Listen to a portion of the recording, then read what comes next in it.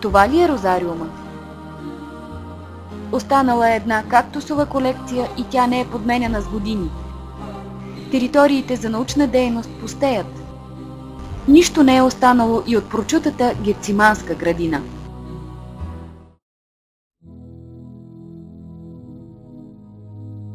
Само за 2 месеца бяха почистени основно всички паркови озеленени площи, включително и тези, които не бяха поддържани с години. Засадиха се над 300 дървета и растения, в това число от 58 нови вида. Изоставени терени бяха превърнати в градини. Това ще продължава и занапред.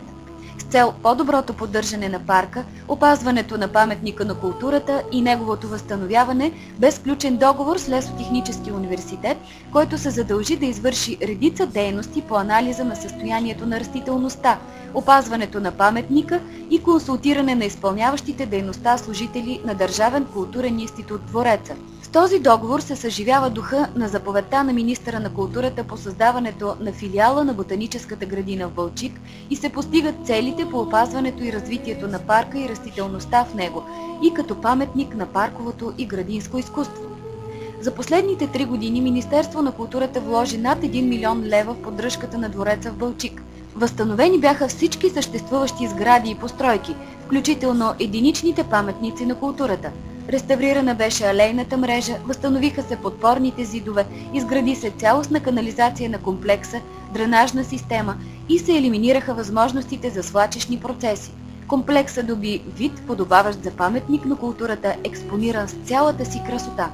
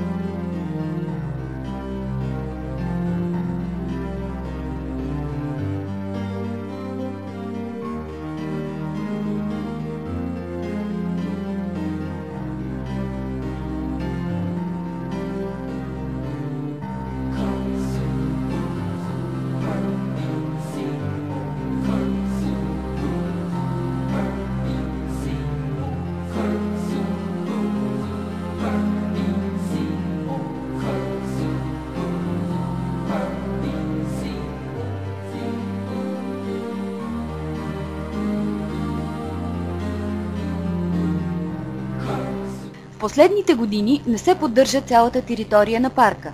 Има цели участъци, които са занемарени.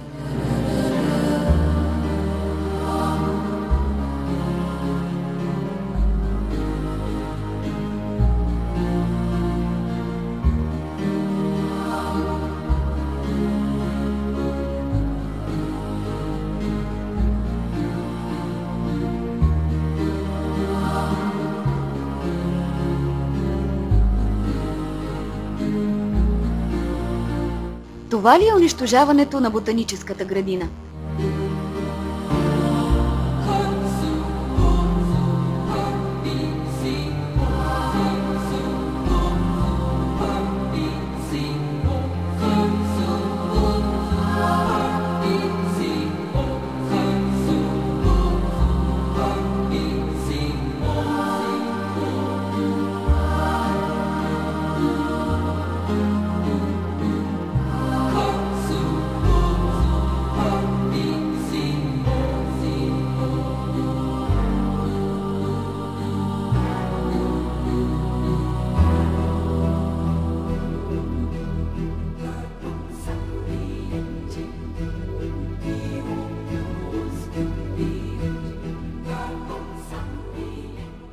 Изграждането на културния център на пустеещите терени ще ги върне отново към живот.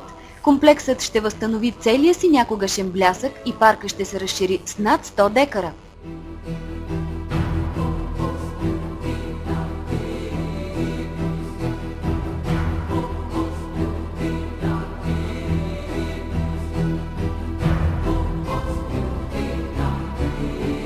Целта, с която е създаден Държавен културен институт Двореца Балчик, е именно опазване и развитие на груповия паметник на културата, неговото експониране и представяне. В предмета му на дейност е заложено съхранението и развитието на парка. Негово задължение е да търси най-добрите варианти за опазването му.